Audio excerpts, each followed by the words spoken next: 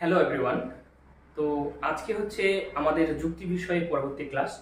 এই পরবর্তী ক্লাসে আহ, আজকের বিষয় হচ্ছে যুক্তি বিষয়। অবশ্যই যুক্তির আজকে 4 নম্বর ক্লাস হবে। এই 4 নম্বর ক্লাসে তোমাদের সবাইকে স্বাগতম জানাচ্ছি। তো এই 4 নম্বর ক্লাসে আজকে আমরা অবশ্যই পড়ব হচ্ছে যুক্তির গঠন। ঠিক আছে, যুক্তির গঠন। তো তার আগে একটুখানি মনে করে দিই যে আগের ক্লাসে যারা যারা তোমরা আগের ক্লাস পড়েছো তোমরা অবশ্যই জানো যে যুক্তির ডেফিনিশন নিয়ে অর্থাৎ যুক্তির সংজ্ঞা নিয়ে আলোচনা করা হয়েছে।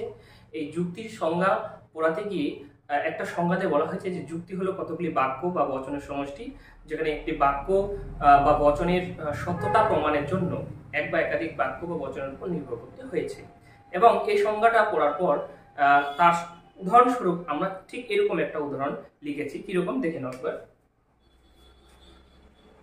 সকল দার্শনিক হয় চিন্তাশীল, প্লেটো হয় দার্শনিক, সুতরাং প্লেটো হয়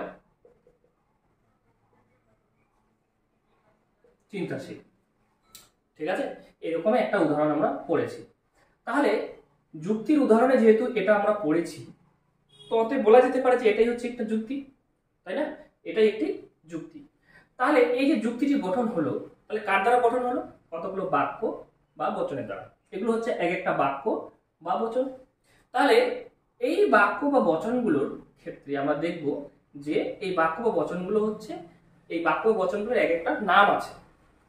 এই যে প্রথমে যে বাক্যটা রয়েছে, এই বাক্যটার নাম হচ্ছে প্রধান হেতু বাক্য বা আশ্রয় বাক্য। মাথায় রাখবেন। এই যে প্রথমেই যে বাক্যটা পাচ্ছি, এই বাক্যটার নাম প্রধান হেতু বাক্য বা আশ্রয় বাক্য। আর দ্বিতীয় যে বাক্যটার নাম পাচ্ছি সেটা হচ্ছে অপ্রধান হেতু বাক্য বা আশ্রয় বাক্য। এবার শেষে যে বাক্যটা নাম আছে, শেষে যে বাক্যটা আছে এর নাম হচ্ছে কি প্রমাণ বাক্য বা সিদ্ধান্ত বাক্য। ঠিক আছে, তাহলে একটা যুক্তি গঠিত হচ্ছে আশ্রয় বাক্য এবং সিদ্ধান্ত বাক্য। আচ্ছা স্যার, কেন বললেন না প্রধান আশ্রয় বাক্য বা প্রধান হেতু বাক্য অপ্রধান হেতু বাক্য? তাহলে একটা জিনিস মাথায় রাখবে যে এখানে হেতু বাক্য, এটাও হেতু বাক্য। ঠিক আছে, দুটোই হেতু বাক্য, প্রধান আর অপ্রধান। সেখানে আমরা বলতেই পারি যে এটাও হেতু বাক্য, এটাও হেতু বাক্য, মূলত হেতু বাক্য, মূলত হেতু বাক্য। তাহলে হেতু বাক্য এবং সিদ্ধান্ত বাক্যের দ্বারা একটা যুক্তি কি হয়? গঠিত হয়। তাহলে প্রশ্ন হচ্ছে হেতু বাক্য, হেতু বাক্য কাকে বলে, আর হচ্ছে কি